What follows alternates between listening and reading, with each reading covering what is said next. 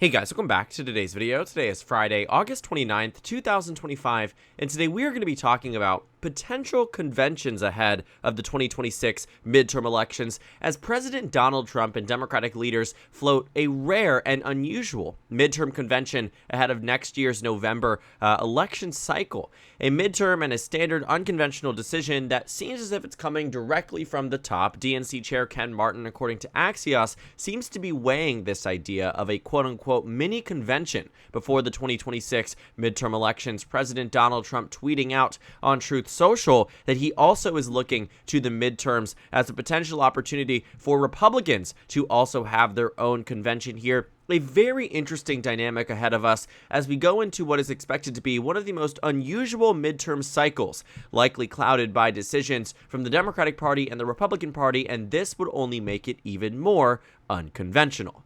And the vision here is not super clear. This is reporting from just yesterday. I decided that we'd talk about it today as potentially we were hoping to get some more details out of the state. But Donald Trump and Ken Martin seem to be open to this idea of actually hosting another convention, one like what we saw in 2024 in Milwaukee for the Republicans and in Chicago for the Democrats. Now, what we know about conventions is that they are extremely high profile and extremely high level. The 2024 DNC and the 2024 RNC had a long list of speakers that were there that spoke on behalf of their political parties, advocating for their mainstream candidates. And the purpose of a convention, typically speaking, is often to boost the odds and candidacy of the incumbents running for office or the presidential nominees, and in many cases, both. Oftentimes, the RNC and the DNC will prop up swing state Democrats that are running in districts in order to get them more national headwind, in order to get them more donations and more media focus. On the other hand, often they are advocating for the presidential and vice presidential nominees that are typically nominated on day 1 or 2 of the actual convention. And so taking a look at what we might see in 2026, obviously, without Donald Trump and J.D. Vance running at the top of the ticket and without Kamala Harris and Tim Walz running at the top of the ticket, these conventions would look dramatically different. And we haven't seen them in a very long time, any level of a national convention that wasn't done in a presidential election year.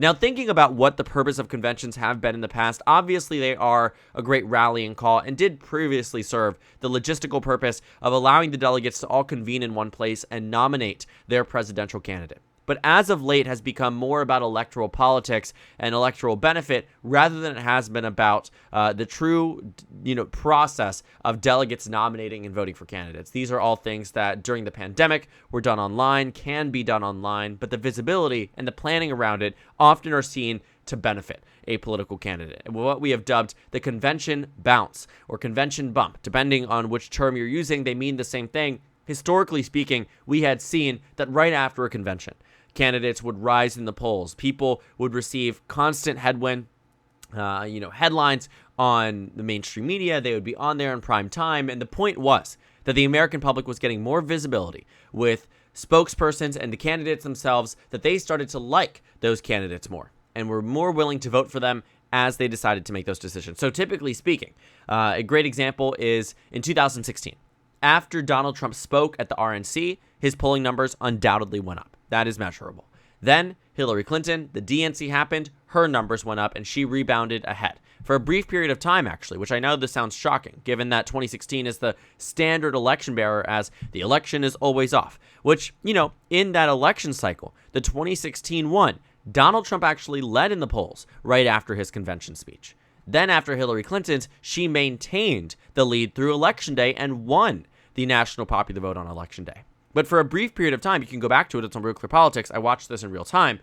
You will find that Donald Trump actually took a lead by only about 1.5 points, but still goes to show that he went from being down all the way to being up. And that's what the convention bounce did for Donald Trump. Now, in 2020, there wasn't really a measurable difference. A lot of this can be chalked up to the fact that it was a pandemic. Not as many people were tuning into the convention, and if they were doing it in unconventional ways. And the measurement of this is also a bit different when there are, by far, way more things happening across the globe than in a traditional election year. And not to mention, too, that what we had found in 2020 was that a lot of the polls stayed stagnant. Donald Trump and Joe Biden didn't have the same traditional campaign stops or campaign stumps. What it was a very online, digital-focused, advertisement-focused campaign where Joe Biden ultimately prevailed. And it was that type of campaign that lent itself to non-fluctuating numbers. Biden led by 7 in May. He led by 7 on election day, right? These are the things that really didn't change over time, so I'm not shocked there. In 2024, there was a convention bounce for Donald Trump, but it seemed to have been immediately nullified by the fact that Joe Biden dropped out of the race on 3 days after the RNC had ended. They had just spent 4 days really railing against the president at the time, to which it ended up having no effect 3 days later, because then Vice President Harris took to the top of the ticket, her approval rating skyrocketed, and her chances and odds at winning outpaced Biden's based off the data, and what we saw was that that convention bounce was slightly measurable, but then almost immediately nullified. But Vice President Harris didn't seem to have a convention bump.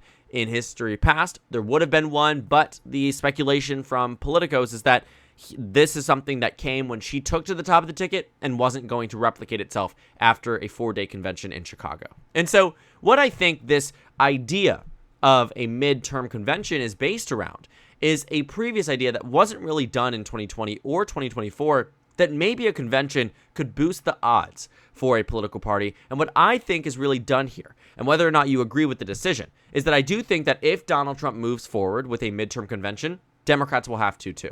And I know it seems a little weird.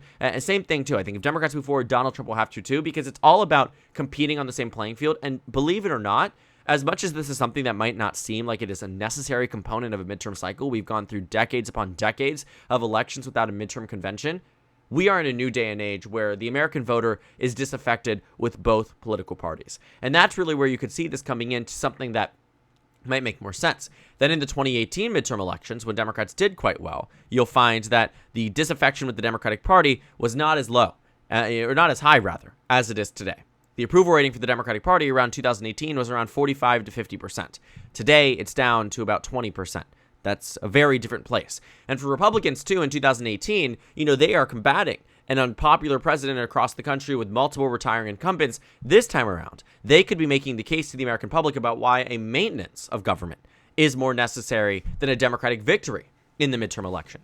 The argument can be as compelling as, we can show you on full display, on prime time, and online what our plans are for the future of this country if you give us another 2-year terms of a Republican trifecta in the midterm cycle. The Democrats, of course, have the counter, that they have the opportunity to show the American public what they are pitching as a future in opposition to Trump and a future beyond Donald Trump. These midterm conventions also serve to be as early places for potential contenders in the 2028 election to really make their names known. If a lot of people are tuning in, the next time that a real convention will happen will be after the 2028 campaign is said and done for. And if Democrats are given that opportunity to make a speech now that might skyrocket their odds at winning, because this is what happened to Obama in 2004 when he gave the DNC keynote.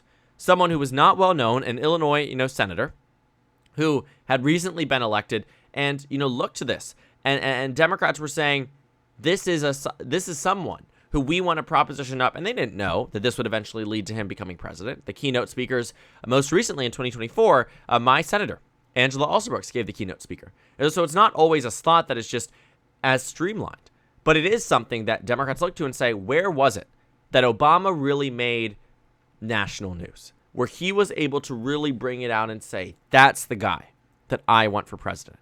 And that was in 2004.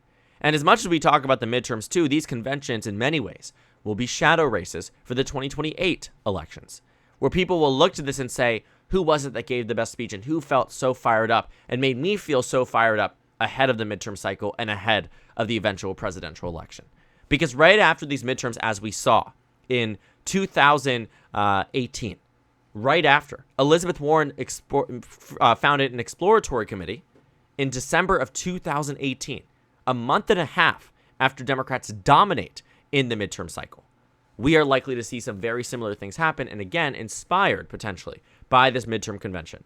And so I don't know if this is something that will be electorally advantageous or have no impact, if this is something that is just going to be a way for both parties to better display what, again, their visions are on a national level. But also a big thing about midterms is localized races and candidates that are great and unique to individual states and circumstances, which is why I imagine that many of these Democratic candidates that are looking to run in Trump plus 5 districts might not speak at a midterm Democratic convention. And same thing for the Republicans. or that maybe Republicans might look at this and say, this is our time to really put forth our plan, not just for 2026, but for 2028 too, because we know Donald Trump won't be on the ballot again, and he won't be the person who can drive our turnout up in the way that he might have been in the past. These are all calculations that can and will be made by many members of both political parties, and an ultimate decision will be came to and will be announced, but it'll be very interesting to see. And so looking at Trump and the Democrats floating this idea of a midterm convention, while it is unconventional, might be something that becomes standard practice if implemented in the 2026 midterms. And depending on the impact, depending on the feasibility, obviously this is just an idea in formation, but Donald Trump has already said stay tuned, and it looks like if he does it, Democrats will too, and vice versa. It all seems to be something that is up in the air, out there for consideration, and if it is done, I do think will become a mainstream part of our politics and something that will be very interesting to look to as we get into the full nitty-gritty of the 2026 midterm cycle. And so we've already kicked off our already very non-traditional midterm cycle with mid-decade redistricting and involvement from the president in ways we have not seen historically ever in a midterm cycle, and it looks like it has gotten even more interesting. With a midterm convention being floated, Republicans might head back to Milwaukee, Democrats might head back to Chicago or in entirely different venues, but with roughly a year of lead time, not much is able to happen overnight and must be started today if it does want to be implemented by this time next year, right before voters vote. Well, we'll see if it happens. I'm very interested to see. Hopefully this is something that, we get more information about. If they end up not wanting to do it, if they end up wanting to do it, will all be a conversation to be had. I'm not confident every Republican and every Democrat will feel inclined to speak at a midterm convention, but maybe they will. And maybe this will be our first trial run for not just the 2026 midterm elections, but the 2028 presidential election. So thank you guys so much for watching this video. Make sure to comment down suggestions below. Subscribe on the left if you haven't already, and check out the Instagram and Twitter. At the bottom left of the screen, there's also a Discord server for you to go ahead and join. On the screen, there's a video for you to watch, and then a playlist for my 2026 election analysis videos. Again, thank you guys so much for watching, and I will see you all later today.